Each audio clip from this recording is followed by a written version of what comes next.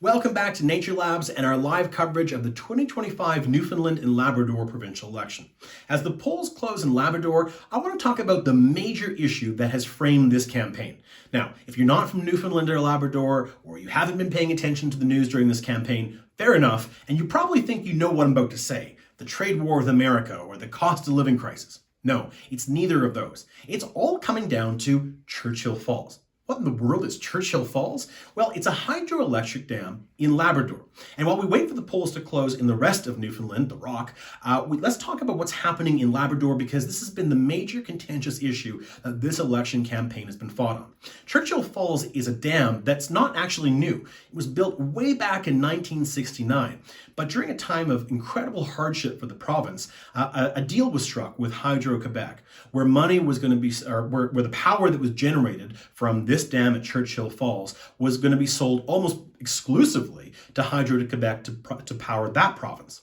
Now, the deal at the time brought in some guaranteed income for Newfoundland and Labrador, but let me tell you, it was a sweetheart deal for Quebec. Of course, this is one of the many friction lines we see in this country. There's so many, but this is a major one. And for a very long time, it felt like Newfoundland and Labrador was being fleeced by Hydro-Quebec. Of course, Quebec sees it a bit differently. They were helping out a fellow province, creating energy security and income certainty for that province, but that's not certainly how Newfoundland and Labrador has seen the issue. It's been a bone of contention for a very long time, and the deal ran for a very, very long time. It was renegotiated very recently under the leadership of former Premier Andrew Furey, again with the Liberal Party. And the new deal, of course, is to try to give Newfoundlanders and Labradorians a better say, a better deal, a better shake to get more income from that power that is still being sold heavily to the province of Quebec.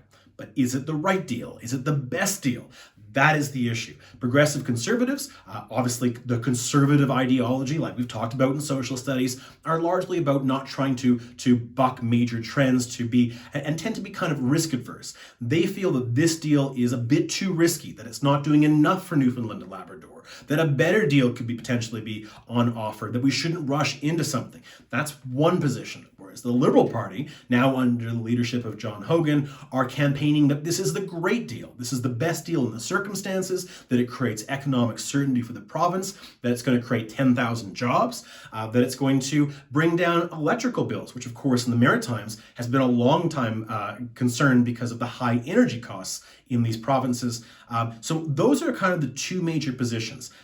It's too risky, we can do better, and this is a great certainty that we're going to see. We should stay the course and take this better deal with the province of Quebec, or Hydro-Quebec more specifically. So Churchill Falls, an obscure dam in an obscure part of a relatively small province in our confederation, is playing a central role in who will form government. This is a bigger issue, though, on a much larger scale for our country. And here's why this matters, whether you're living in BC or Ontario or anywhere else in the country. Because so often we're seeing right now with the major debates, and we've talked about this in the first chapter of our new inquiry story around Canadian sovereignty, and we're going to talk a lot more about this issue in the next chapter, which is released on November 1st. And that's how major projects, because that's a central pillar of both major leaders of our federal parties, to strengthen our economic sovereignty and our energy security.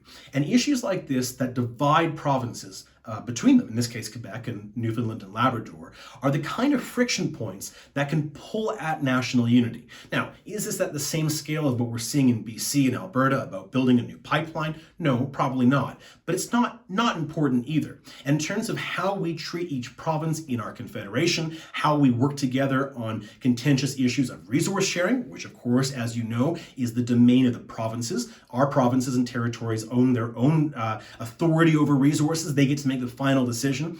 But of course, the federal government is there to ensure equality, to ensure that no one province is fleecing another province. But of course, Quebec has always been a complicated province in Confederation because they're the only province not to sign our Constitution. There's a huge separatist movement in that province. So all of these factors are kind of playing in the background around Churchill Falls, around Confederation, around fair deal, around resources, around major projects. And of course, the success or failure of a dam like Churchill will go a long way towards deciding if a new dam like Churchill Falls will be created. Maybe in Labrador, maybe in other provinces.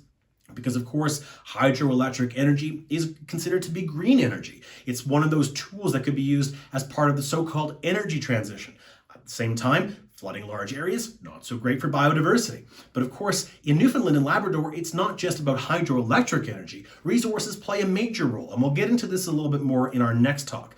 But right now, as the polls are closing in Labrador, what we're really looking for is how Newfoundlanders view this issue, how they see the terms of this new deal with Quebec, Hydro-Quebec, and with the Churchill Falls Agreement, and whether this is the right deal, whether there's a better deal on offer, and of course, what this deal could mean for these contentious issues between provinces at a time where national unity is of the utmost importance to our country.